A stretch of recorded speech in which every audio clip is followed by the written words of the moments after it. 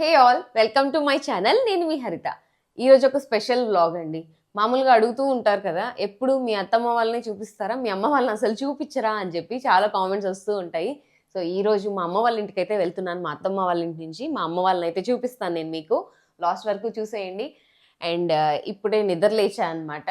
లేచిన తర్వాత ఒక గ్రీన్ టీ అనుకుంటారో హెర్బల్ టీ అనుకుంటారో ఒకటైతే మీకు చూపిస్తానండి. డైలీ కొంచెం అలవాటు అనమాట ఇంట్లో వాళ్ళు తాగడం. సో ఇప్పుడు నేను మీకు పెట్టేది చూపిస్తాను అండ్ దాని బెనిఫిట్స్ కూడా చెప్తాను. చేసుకున్న తర్వాత ఫ్రెష్ అయ్యి ఆ తర్వాత మా అమ్మ వాళ్ళ ఇంటికి అయితే వెళ్తాను. ఇప్పుడైతే టీ పెడదాం. చెప్పా కదా ఒక హెర్బల్ టీ అని చెప్పి, ఇప్పుడైతే అది పెడుతున్నానండి. చాలా మంచిదన్నమాట. డైజెషన్ కానివ్వండి, మన బాడీని క్లీన్ చేసుకోవడానికి కానివ్వండి, అన్నిటికీ కూడా మార్నింగ్ ఈవినింగ్ 2 పూట్ల తాగొచ్చు. అండ్ వెయిట్ లాస్ అవ్వాలనుకున్న వాళ్ళు కూడా హ్యాపీగా తీసుకోవచ్చు అనమాట. పొద్దున అండ్ ఈవినింగ్ 2 పూట్ల తాగొచ్చు. ఇందులో షుగర్ కానీ మిల్క్ కానీ ఎలాంటివి ఉండవు. అన్నీ కూడా హెల్త్కి మంచివే వేస్తామన్నమాట. చాలా సింపుల్గా చేసుకోవచ్చు. మనకి బయట టీ బ్యాగ్స్ అని దొరుకుతూ ఉంటాయి కదా, సేమ్ అట్లా ఎలానో మనం ఇంట్లో ఇవన్నీ వేసి కాచుకుంటాం అనమాట. చాలా సింపుల్ ఇంగ్రీడియంట్స్ అనమాట. అన్నీ మన కిచెన్లో ఉండేటివే. సో రండి చూపించేస్తాను. ఫస్ట్ ఈ పోపుల డబ్బా చూపించా కదా, ఈ పోపులన్నీ వేసేస్తా అని మాత్రం అనుకోవద్దు. ఇందులో వేసేది మిరియాలు అండ్ జీలకర్ర, ఈ 2. అండ్ దాంతోపాటు సోంపు అనమాట.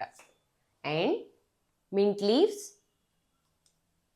అల్లం ముక్క, చిన్న అల్లం ముక్క తీసుకుంటాము. అండ్ ఇందులో దాల్చిన చెక్క. సో అన్నీ కొంచెం కొంచెమే అనమాట. ఎంత వేయాలో చెప్తాను. దీంతోపాటు నిమ్మరసం కూడా అనమాట. ఫస్ట్ మనకి ఎన్ని వాటర్ కావాలో అని అయితే వేసి హీట్ చేసుకుందామండి. ఈ వాటర్ మరుగుతూ ఉంటాయి. ఈ లోపల ఇందులో వేసేటివైతే చూపించేస్తాను. ఫస్ట్ ఒక 4 మిరియాలు అయితే తీసుకుంటున్నాను. మరీ ఎక్కువ వేసుకుంటే ఘాటుగా ఉంటుంది, చూసుకొని వేసుకోండి. అండ్ 1 స్పూన్ జీలకర్ర,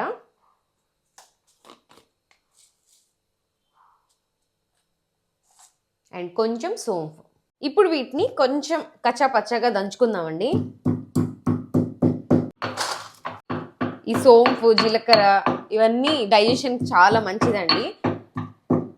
ఎవరికైతే ఎసిడిటీ, గ్యాస్ ప్రాబ్లమ్స్ కానివ్వండి, వెయిట్ లాస్ అవ్వాలన్నా, ఫ్యాట్ రెడ్యూస్ అవ్వాలన్నా, లివర్ క్లీన్ అవ్వాలన్నా వాటన్నిటికీ చాలా బాగా పనిచేస్తుంది. మనం ఏ గ్రీన్ టీ బ్యాగ్స్ ఇలాంటివి ఏం కొనుక్కోకర్లేదు, ఇంట్లోనే హ్యాపీగా ఇలా చేసుకోవచ్చు. ఇదిగోండి మిరియాలు, జీలకర్ర, సోంపు. మీకు కావాలంటే కొంచెం వామ్ కూడా యాడ్ చేసుకోవచ్చు. వాటర్ మరుగుతున్నాయి కదా, ఇప్పుడు ఇదైతే దీంట్లో వేసేస్తున్నానండి. అండ్ దాంతోపాటు ఒక చిన్న దాల్చిన చెక్క ముక్క. అండ్ దీంతోపాటు ఈ అల్లం ముక్కను కూడా లైట్గా దంచుకుందామండి. సో ఇలా కచ్చా పచ్చగా దంచుకొని వేసేసుకోవాలి. ఇప్పుడు ఈ వాటర్ బాగా మరిగించుకోవాలి. అండ్ వీటితో పాటు కొంచెం టేస్ట్ బాగుంటుంది, కొంచెం ఉప్పు అయితే యాడ్ చేస్తున్నానండి. అంతేనండి, చాలా సింపుల్ అనమాట. రోజు పొద్దున పూట తాగొచ్చు. బట్ ఫస్ట్ కొంచెం నార్మల్ వాటర్ తీసుకొని ఆ తర్వాత ఈ టీ తీసుకోండి. వేడి వేడిగా వెంటనే నిమ్మరసం కలిపింది పొరగడుపుని తీసుకుంటే ఎసిడిటీ అనేది వస్తుందన్నమాట. సో టేస్ట్ అయితే చాలా చాలా బాగుంటుంది. అన్ని సింపుల్ థింగ్స్ మన ఇంట్లో దొరికేటివే కదా, హ్యాపీగా చేసుకోండి. తాగి చూడండి, తప్పకుండా నచ్చుతుంది. 5 minutes మంచిగా మరిగింది. ఇప్పుడైతే స్టవ్ ఆఫ్ చేస్తున్నాను. చూడండి కలర్ అంతా మంచిగా చేంజ్ అయింది. స్పైసెస్ వేసాం కదా, ఆ కలర్లోకి అయితే వచ్చేసింది.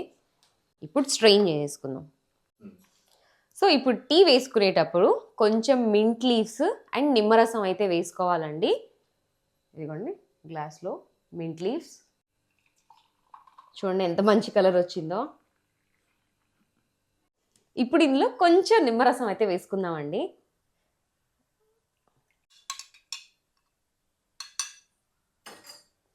ఇదే అనమాట మన గ్రీన్ టీ, హెర్బల్ టీ ఏదైనా కూడా.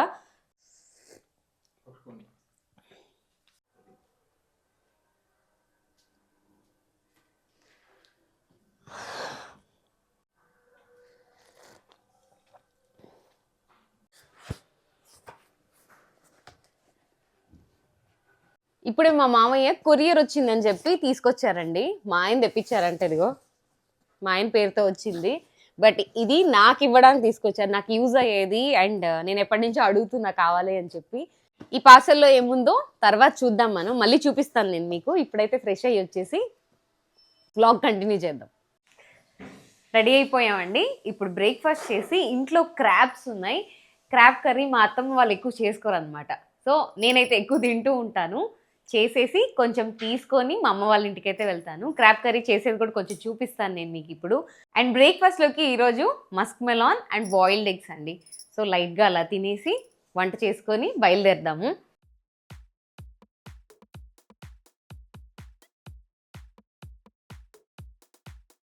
ఇప్పుడు ఈ క్రాబ్ కర్రీ అయితే చేద్దామండి. ఇవిగోండి, ఇవి మీడియం సైజ్వి. మామూలుగా చిన్నవి ఉంటాయి, ఇంకా పెద్దవి కూడా ఉంటాయి. నేను తింటానని చెప్పి మా అత్తమ్మ తెప్పించింది అనమాట. సో ఇప్పుడు ఈ కర్రీ నేనే వండి మా అత్తమ్మ వాళ్ళకి పెడతాను. కొంచెం నేను తీసుకెళ్తాను. మా తమ్ముడికి బాగా ఇష్టం అనమాట క్రాబ్ కర్రీ అంటే. సింపుల్గా చేసుకోవచ్చండి. నార్మల్ నాన్ వెజ్ కర్రీస్ ఎలాగో అదే టైప్లో అనమాట. బట్ మనం ఇంట్లో మసాలా చేసుకొని వేసుకుంటే టేస్ట్ బాగుంటుంది. సో ఇప్పుడు సింపుల్గా క్రాబ్ కర్రీ చూపిస్తాను. చేసుకోవడం రాని వాళ్ళు ఎవరైనా ఉంటే ట్రై చేసి చూడండి. కొందరు అస్సలు తినరు క్రాబ్ని అయితే, బట్ నేను తింటాను. బట్ మా ఇంట్లో వాళ్ళు చాలా తక్కువ. సో ఇప్పుడు నేను చేసి పెడతాను, వాళ్ళు తింటారు. ఇప్పుడైతే కర్రీ చేద్దామండి. క్రాబ్ కర్రీ నేను ఇదిగో ఈ స్టీల్ బిర్యానీ పాట్లో అయితే చేస్తున్నాను. ఇది ఇండస్ వ్యాలీ కంపెనీ బిర్యానీస్ కానివ్వండి, నాన్ వెజ్ కర్రీస్, వాటన్నిటికీ కూడా బేస్ మందంగా ఉంటే అడుగు అంటకుండా వస్తాయన్నమాట. సో దానికోసం ఈ బిర్యానీ పాట్ అయితే తీసుకున్నాను.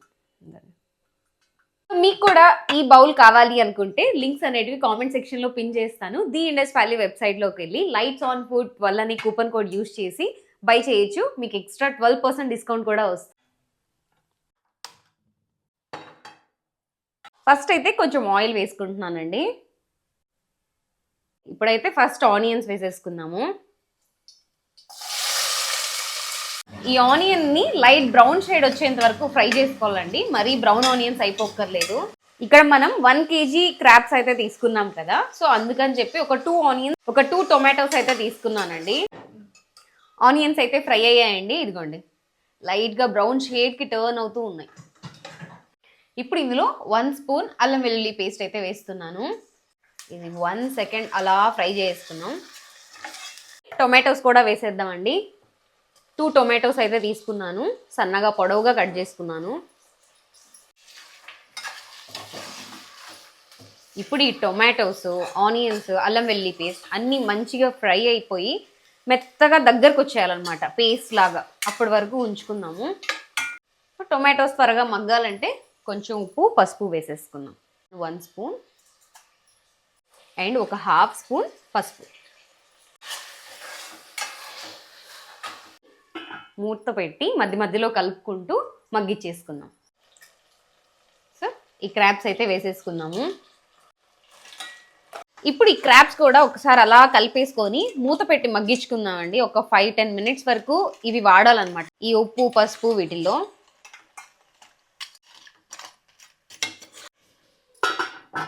నార్మల్గా ఈ క్రాబ్స్ని మేమైతే ఎండ్రకాయలు అంటాం, కొందరు పీతలు అని కూడా అంటారు. పొలాల్లో దొరుకుతూ ఉంటాయి. అండ్ సీ ఫుడ్ దగ్గరే కదా, సో సముద్రం నుంచి కూడా వచ్చి అమ్ముతూ ఉంటారనమాట. ఒక 5 మినిట్స్ క్రాబ్స్ అన్నీ కూడా కుక్ అయ్యాయండి. ఇప్పుడు కొంచెం పసుపు అండ్ కారం వేసేస్తున్నాను. ఇందాక కొంచెం వేసాం కదా పసుపు, ఇంకొంచెం వేస్తున్నాను, ఒక 1/2 స్పూన్. 2 స్పూన్స్ కారం అయితే వేస్తున్నానండి. మీకు ఎంత కారం కావాలో అంతవరకు వేసుకోవచ్చు. కారం వేసుకున్న తర్వాత కూడా ఒక 1 మినిట్ అలా ఫ్రై చేసుకోవాలి. ఈ పసుపు కారంలో ఫ్రై అవుతాయి అన్నమాట ఈ ముక్కలు.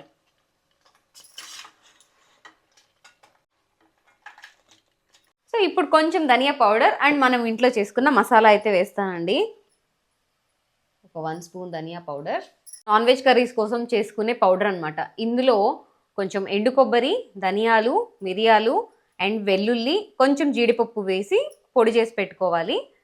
సో ఇప్పుడు దీన్ని అయితే వేసేస్తున్నాను. ఒక 2-3 స్పూన్స్ వేసుకున్నాం. గ్రేవీ కావాలి కదా, గ్రేవీకి తగ్గట్టు వేసుకోవాలి.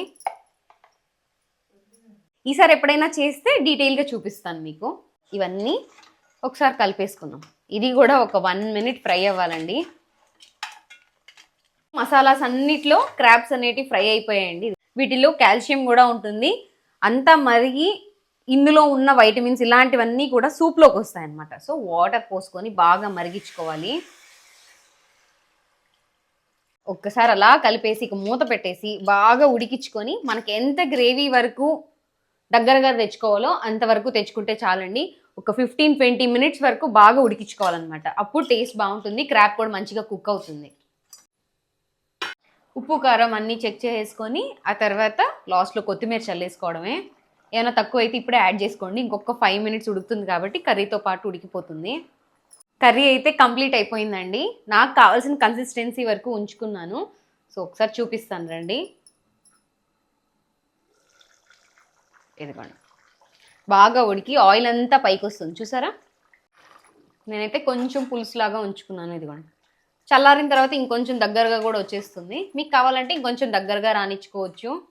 క్రాబ్ కర్రీ అయితే అయిపోయిందండి. మా అమ్మ వాళ్ళు వెయిట్ చేస్తూ ఉన్నారు, లంచ్ టైం అయిపోయింది. సో కొంచెం తీసుకొని వెళ్ళిపోతాను. ఇక్కడ అత్తమ్మ వాళ్ళు అయితే దీంతో లంచ్ చేసేస్తారు ఈరోజు. అక్కడికి వెళ్ళి మా అమ్మ ఏం వెరైటీస్ చేసిందో చూపిస్తాను.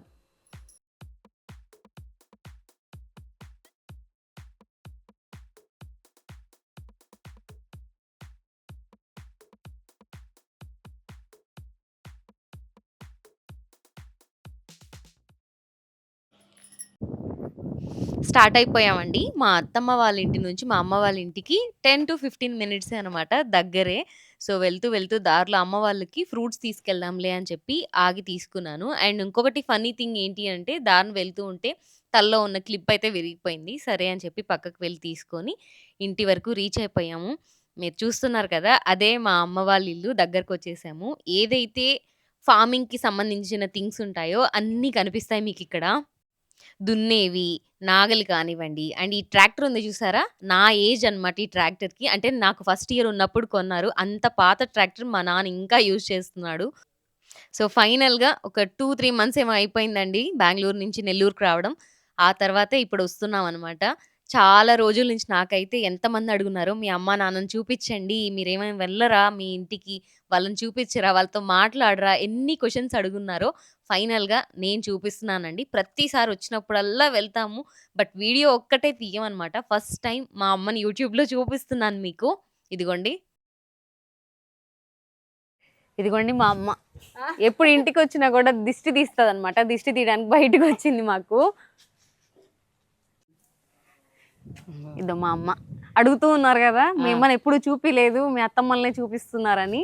ఈవిడే మా అమ్మ. దేవసేన. ఏంటి 'బాహుబలి' సినిమాలో అనుష్క పేరు దేవసేన గదా! కాదు, నా పేరే వాళ్ళు పెట్టుకునేరు. వాళ్ళ పేరు నేను పెట్టుకోలా. మా నాన్న లోపల ఉన్నాడు, మళ్ళీ చూపిస్తా. ఈ కుక్కపిల్ల ఉంది చూసారా? ఇది మా అమ్మ వెనకే తిరుగుతూ ఉంటుంది. అంటే స్ట్రీట్ డాగ్ అనమాట. స్ట్రీట్ డాగ్స్‌కి మా అమ్మ ప్రతి పూట ఫీడ్ చేస్తది. ఇక ఇదిగోండి, నాకు ఇద్దరు తమ్ముళ్ళు.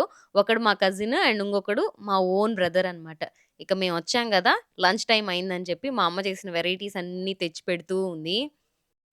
అండ్ నాకు నాటుకోడి సూప్ అంటే చాలా ఇష్టం అనమాట. సో, నేనొచ్చిన ప్రతిసారి నాటుకోడి కర్రీ అయితే చేస్తది. దాంట్లో కొంచెం పీసెస్ తీసి సూప్ చేసిస్తది. ఇదిగోండి. ఇక మా అమ్మ మా కోసం చేసిన వెరైటీస్ అయితే రాగి సంగటి, వైట్ రైస్, ఇది మినప గారెలు అంటే వడలు అంటాం మేమైతే. దాంట్లోకి నాటుకోడి పులుసు, చేపల పులుసు అండ్ ఫిష్ ఫ్రై అయితే పొయ్యి మీద చేస్తూ ఉందనమాట. ఇప్పుడనే కాదు, పెళ్ళైనప్పటి నుంచి కూడా ఎప్పుడు ఇంటికొచ్చినా సేమ్ అనమాట. బాగా వండి పెడతది. ఎప్పుడో ఒకసారి వస్తారు గదా! బాగా తినాలి, బాగా వండి పెట్టాలి అని చెప్పి. తినకపోతే గూడా ఫీల్ అయిపోతది. సో, అందుకని చెప్పి చేసినవన్నీ అన్నీ కొంచెం కొంచెం తింటామనమాట. నేనైతే వడ, కొంచెం చికెన్ కర్రీ అండ్ కొంచెం రాగి సంగటి, నాటుకోడి పులుసు. ఇక ఫైనల్‌గా చేపల పులుసు చేసింది. ఫిష్ ఫ్రై నంచుకొని తినేసా అనమాట. అన్నీ కొంచెం కొంచెం టేస్ట్ చేశాను. ఇందాక మా అమ్మని చూపించా గదా! ఈయన మా నాన్న అండి. మల్లికార్జున్ రెడ్డి అనమాట. మా నాన్నకి 14 ఇయర్స్ వచ్చినప్పటి నుంచి పొలం పనే చేసేవాళ్ళు. అండ్ చాలా కష్టపడి మా ఫ్యామిలీ ఈ స్టేజ్‌లో ఉంది అనంటే ద మెయిన్ పర్సన్ ఈయననమాట. ఈయన మాకు ఏ రోజు ఇంత కష్టం గానీ, ఇంత పని గానీ చేపిచ్చి ఏదీ లేదు. హ్యాపీగా చదువుకొనిచ్చారు. ఇప్పుడు మేము ఈ స్టేజ్‌లో ఉన్నాం, ఇలా ఉన్నాం అంటే కారణం మా నాన్న అనమాట. ఇప్పుడు మా నాన్న చేలోకైతే ఎళ్తున్నాడండి, పొలంకనమాట. సో, వరేస్తున్నారు. నాట్లేసేశారు నాన్న. కలుపు కూడా అయిపోయింది. సో, ఎళ్లి చూద్దాం ఎలా ఉంది, ఏంటి అని చెప్పి. మా ఇంటి నుంచి ఒక 5 మినిట్స్‌లోనే పొలం ఉంటుందండి. నేను చిన్నప్పటి నుంచి కూడా చాలా రేర్‌గా వెళ్తూ ఉంటాననమాట. నాకు కొంచెం తెలిసిన తర్వాత, కొంచెం పెద్దయిన తర్వాత ఎప్పుడో ఇయర్‌కి పంటొచ్చినప్పుడు పోయేదాన్ని. ఒక్కసారి అలా వెళ్లి చూసొచ్చేదాన్ని. ఇప్పుడు పంట వేసిన వెంటనే వచ్చాను. బట్ పంట వేసిన వెంటనే పైరు చూడడానికి ఉంటుంది. అంత బావుంటుంది. అదొక పెద్ద రిలాక్సేషన్ అని చెప్పొచ్చు. ఇదిగోండి మా పొలం దగ్గరికైతే వచ్చేసాను. సో, ఇదేననమాట మా పొలం. ఊర్లో ఉన్న వాళ్ళవి కూడా మోస్ట్‌లీ చాలా వరకు ఇటు సైడే ఉంటాయి. అండ్ మీరు చూసినంత దూరం కూడా మొత్తం పైరేస్తారండి. అంతా గూడా వరి పైరే అనమాట ఎక్కువగా పండించేది మా సైడు.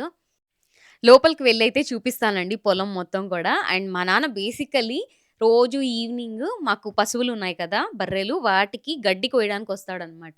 సో, మా నాన్నతో పాటు సాయంత్రం ఆయన ఎలాగో వస్తున్నాడు గదా! అని చెప్పి మేము గూడా వచ్చాం సరదాగా అలాగా. మీకు కూడా చూపిచ్చేస్తున్నాను.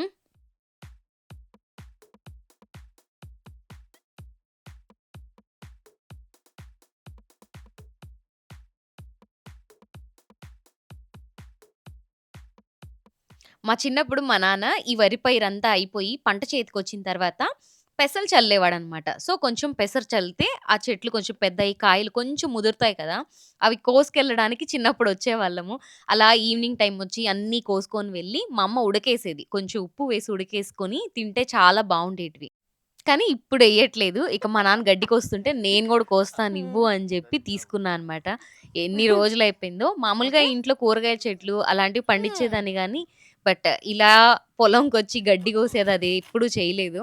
మా ఇంట్లో కూరగాయలు పండించేటప్పుడు అక్కడ ఏదైనా గడ్డొస్తే అవన్నీ తీసేయడం, క్లీన్ చేయడం అవి చేసేదాన్ననమాట. సో, ఎంతైనా భలే రిలాక్స్‌డ్‌గా అనిపిస్తుంది. హ్యాపీగా అనిపిస్తదనమాట ఇలాంటి ప్లేసెస్‌కొచ్చినా అండ్ అమ్మ వాళ్ళ ఇంటికొచ్చినా కూడా యాజ్ యూజువల్. అండ్ అండ్ ఇంకొకటి మెయిన్ థింగ్ ఏంటి అనంటే, నాకైతే చాలా కామెంట్స్ వస్తూ ఉంటాయి. మీలాంటి అమ్మాయి ఎక్కడ దొరుకుతుంది? అలా, ఇలా అని చెప్పి. నథింగ్ బట్ మనం పెంచే పెంపకం బట్టి వస్తాది అని చెప్పి మేమే ఎగ్జాంపుల్ అండి. మా అమ్మ వాళ్ళు చిన్నప్పటి నుంచి ఎలా చెప్పి పెంచారో ఎంత పాజిటివ్‌గా అలానే పెరిగామనమాట. ఇప్పటికి అదే అనిపిస్తది. మా అమ్మ వాళ్ళ వల్లే మేమిలా ఉన్నాము అని చెప్పి. ఇంతసేపు నేను కోసిన గడ్డయితే ఇది. ఇక లేట్ అయిపోద్దని మా నాన్నకిచ్చేసాను మళ్ళీ. సో, మా చేలోకొచ్చామండి. ఇది కనిపిస్తుంది కదా! మా పొలం. రీసెంట్‌గా వేశారు ఇదంతా. ఎన్ని రోజులయింది నాన్న? ఇప్పుడు ఇది వేసి 25 రోజులైంది నాటి వరి నాటి. 1 మంత్ అయిందంట నాటి. ఏం వెరైటీ నాన్న ఇది? ఇది బీపీటీ 5204 వెరైటీ నెంబర్. జీలకర్ర మసూరనా? జీలకర్ర మసూరి. జీలకర్ర మసూర. మామూలుగా మనం అందరం బయట కొంటూ ఉంటాం గదా! తినడానికి నార్మల్ డైలీ రైస్ అన్నమాట. అవే ఈ జీలకర్ర మసూర. ఎన్ని నెలలు పడతది నాన్న? ఇది 4 నెలల 15 రోజుల నుంచి 20 రోజులకి కోత కాలం అవుతుంది. 4, 5 నెలలు కష్టపడితే పంట మన చేతికొస్తది. అది కూడా చాలా కష్టపడి, చాలా మంది కూలీ చేసి, అంతా కష్టపడితేనే వస్తదండి. మనం తినే ప్రతి గింజ గూడా వీళ్ళ వల్లే వస్తుందన్నమాట. రైతుల వల్ల. ఏం నాన్న? విత్తనం నానబెట్టినప్పటి నుంచి. విత్తనం నానబెట్టినప్పటి నుంచి ఈ రోజుకి 2 నెలలు అయింది. నిన్న మొన్న మొత్తం కలుపు కూడా తీసాము. ఇప్పుడు వరకు 2 సార్లు ఎరువులు వేసాము. ఒక్కసారి మాత్రము స్ప్రేయింగ్ చేసాం. మళ్ళీ రేపు స్ప్రేయింగ్ చేయాలా. ఇది పంట పూర్తి అయ్యేతలకే 8 నుంచి 10 సార్లు స్ప్రేయింగ్ చేయాల్సి వస్తుంది. ఇది మొత్తం కూడా నేను సాగు చేసేది 8 ఎకరాల భూమి. ఈ 8 ఎకరాల భూమిలో నేను కష్టపడి 5 నెలలు అవుతుంది. ఇది పంట చేతికి ఇంటికి వచ్చిన దాకాను ఈ వరి కోత కోసుకొని ధాన్యము ఆరబెట్టుకొని ఇంట్లో స్టోరేజ్ చేసుకొని ఎండబెట్టుకొని ఏదన్నా 10 రూపాయలు ఎక్కువ రేటు వచ్చిన రోజు అమ్ముకోవడం జరగద్ది. దీనివల్ల మా జీవనార్థం కూడా ఇదేను. చిన్నప్పటి నుంచి కూడా నాకు వ్యవసాయం చేస్తూ వస్తుంది. నాకు 14-15 ఏళ్ళ నుంచి ఇదే వృత్తి. ఫస్ట్లో రైస్ వ్యాపారం చేసాం. దాన్ని మానిన దానికి ఇదే జరుగుతూ ఉంది.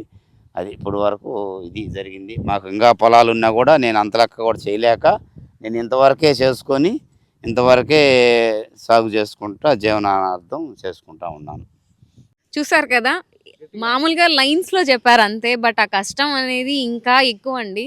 మనం కొనుక్కోవడానికి కష్టపడుతున్నాం, బట్ వీళ్ళు పండించడానికి అంత ఎక్కువ కష్టపడతారు. సో మనం తినాలి అని అంటే పండించే వాళ్ళు ముందు ఉండాలి, వాళ్ళకి రెస్పెక్ట్ ఇవ్వాలి. మా నాన్ననే కాదు, ప్రతి రైతు కూడా పడే కష్టం ఇలానే ఉంటుంది. మామూలుగా అనుకోవచ్చు ఏం తెలియదులే అలా ఇలా అని చెప్పి. చిన్నప్పటి నుంచి కష్టాలు చూసే పెరిగాము. అండ్ మా నాన్న చేసే కష్టాన్ని దగ్గరుండి చూసాం కాబట్టి ప్రతి మెతుకు విలువ తెలుసు మాకు కూడా. సో అందరూ ఫుడ్కి రెస్పెక్ట్ ఇవ్వండి. ఫస్ట్ ఒక ముద్ద తక్కువ తిన్నా పర్వాలేదు, కానీ ఎక్కువ వండి వేస్ట్ చేయడం మాత్రం మంచిది కాదు. సో మన ఫ్యూచర్ బాగుండాలి అని అంటే ఫుడ్ని సేవ్ చేసుకోవాలి. ఇంత కష్టపడుతున్నారు కాబట్టి అందరం కూడా రెస్పెక్ట్ ఇద్దాం. సో మా నాన్న చెప్పింది ఏంటి అని అంటే, మామూలుగా మేము పొలం వేస్తాం కదా, పొలం వేసిన తర్వాత ఒడ్లు చేతికి వచ్చిన తర్వాత ఎండబెడతాడు, అప్పటికప్పుడు అమ్మేస్తారు కొందరు. కొన్నిసార్లు ఎండబెట్టుకొని స్టోర్ చేసుకొని గూడౌన్లో అవి కొంచెం కాస్ట్ వస్తాయి, అప్పుడు అమ్మితే కొంచెం లాభం వస్తుంది. ఏనా? అంతే, రైతులకి అట్టయితేనే ₹1 మిగలద్దు. కానీ మామూలుగా వరి కోత కొయ్యంగానే పచ్చి ధాన్యం అమ్మేస్తే ఏమి పెట్టుబడి పడి ఏదో ఆ మొగతాకి సరిపోద్ది. రైతు మొగతా కౌలుదారుడుగానైతే ఆ మొగతాకే సరిపోద్ది, కానీ ఆడేం పెద్దగా మిగలదు. ఏదో ఒక్కొక్కసారి ఒక్కొక్క సంవత్సరం పెరగదు. ఈ సంవత్సరం అది కూడా పెరగల రైతులకి. కొంచెం గెయిన్ రావాలి అని అంటే ఫార్మర్స్ కి ఈ వడ్లు అనేటివి దాచుకొని అమ్మితే అది కూడా కొంచెం వస్తుంది, కానీ ఎక్కువ లాభాలు అయితే వీళ్ళకి రావండి రైతులకి. అండ్ అప్పటికప్పుడు అమ్మేస్తే వాళ్ళకి ఏదైతే పెట్టుబడి పెట్టుకున్నారో అవి మాత్రమే వస్తూ ఉంటాయి అన్నమాట. ఇది లాభమైనా నష్టమైన ఇన్ని సంవత్సరాల నుంచి కూడా నేను ఇదే వృత్తిలో ఇదే వ్యవసాయమే చేసుకుంటా. నేనే ట్రాక్టర్తో దున్నుకుంటాను, నేనే భూమిని సదును చేసుకొని, నేనే నారుమడిని చేసి, నేనే పంట పండించి, నేనే విత్తనాన్ని అన్ని చేసుకొని ధాన్యాన్ని ఇంటికి తోలుకొని పోయి నిల్వ చేసుకునే స్థాయికి కష్టపడి చేస్తాను. తర్వాత ధాన్యం రేటు బాగా వస్తే అమ్ముకోవటం, అటువంటివన్నీ జీవనార్థం ఇదేను. నష్టం కానీ లాభం కానీ నేను చేసేది రైతుగాను. సో రైతులకి తెలిసింది పండించడం తప్ప ఇంకేం తెలియదు, కాబట్టి వాళ్ళు నష్టం వచ్చినా లాభం వచ్చినా ఈ పనే చేసుకుంటూ ఉంటారు. సో ఫైనల్ గా చూసారు కదా మా పొలం, ఏదో ఊరికే అలా సరదాగా వచ్చాము. అండ్ కొంచెం రైతులు పడే కష్టం, మనం తినే ఫుడ్ వాల్యూ తెలియాలి కదా అని చెప్పి మా నాన్న చేత మాట్లాడిచ్చాను. కష్టపడే ఆయన కాబట్టి. సో అందరూ కూడా అర్థం చేసుకోండి కాస్త. సరే ఇక పొద్దుగూకింది, మీరు వెళ్ళండి నేను కోసుకొని వస్తానులే అని చెప్పి మా నాన్న పంపించేశాడనమాట. సరే అని ఇంటికి వచ్చి కాసేపు అలా కూర్చొని ఆ తర్వాత నైట్కి అత్తమ్మ వాళ్ళ ఇంటికి మళ్ళీ వెళ్ళిపోతున్నాము. ఇదన్నమాట మా పొలం. సో చాలా రిలాక్స్డ్గా అనిపించింది. చాలా రోజులకి వచ్చాను నేను కూడా, మీకు చూపిద్దామని నేను వచ్చాను యాక్చువల్లీ. ఇక మా ఇంటి బయట అయితే చాలా చెట్లు ఉండేటివి, కానీ అన్నీ తీసేశారు, రోడ్ వేశారనమాట ఈ మధ్య కాలంలో. అందుకని చెప్పి ఇప్పుడున్న చెట్లు అయితే ఇవే అండి. తమలపాకు చెట్టు, ఒక వేప చెట్టు ఉంది పెద్దదైతే ఇంటి ముందు, చాలా చల్లగా ఉంటుంది. కరివేపాకు చెట్టు కానివ్వండి, సన్నజాజులు, ఇవన్నీ కూడా పల్లెటూరులో చూసే చెట్లే అనమాట. ప్రతి ఇంట్లో ఉంటూ ఉంటాయి కరివేపాకు చెట్టు కానివ్వండి ఇవన్నీ. ఇక సాయంత్రం అయింది కదా, మా అమ్మ పశువులకి మేత వేస్తూ నీళ్లు పెడుతూ అండ్ పాలు తీసే టైం అయిందనమాట. సో అందుకని చెప్పి దీన్ని తీసుకొని వస్తుంది. మళ్ళా తోలుకు రావాలి దాన్ని, అది ఆడిపోయింది. వద్దు పోమ్మా తల్లి, నన్ను ఎవరు చూపిస్తే కొత్త మనిషి అంటే అరవటోళ్ళు అవి చూడు, అసలు ఎవరు చూసి అరస్తాయి, మిమ్మల్ని చూసి అరవదు. మేము ఈ ఇంటి మనుషులు అని తెలిసిపోయినట్టు. ఇప్పుడు ఒకదానికే కదా తీసేది పాల, ఇది ప్రెగ్నెంటా ఏంటి? మేము ఇల్లు కట్టుకునే ముందు చూస్తే ఇక్కడ మొత్తం కూడా చాలా ఖాళీగా ఉండేది. బట్ కొన్ని ఇయర్స్‌కి అన్ని ఇల్లు రావడం స్టార్ట్ అయిపోయి ఇప్పుడైతే మొత్తం వచ్చేసాయి అనమాట. అన్నీ కూడా 2 ఫ్లోర్స్ అలా వచ్చేసాయి. ఇక మా నాన్న థింగ్స్ అని చెప్పా కదా, ఫార్మింగ్ థింగ్స్. ఇదిగోండి, ఇది రోటావేటర్ అంటారు అండ్ ఇది దున్నేదనమాట. ఇలాంటివన్నీ కూడా ఉంటాయి. ఇక సాయంత్రం అయింది కదా, బర్రెలకి దోమలు కుడతాయన్నమాట. సో అవి కుట్టకుండా ఉండడానికి పొగ పెడతారు గడ్డితోనే. సో అందుకని చెప్పి ఆ పొగ పెట్టేసి పాలు తీయడానికి రెడీ చేస్తున్నారు. దాని దూడ ఉంటుంది కదా, దానికి ఫస్ట్ వదులుతారనమాట పాలు. అది కొంచెం తాగిన తర్వాత నీట్‌గా క్లీన్ చేసి ఆ తర్వాత పాలు తీస్తుంటారు.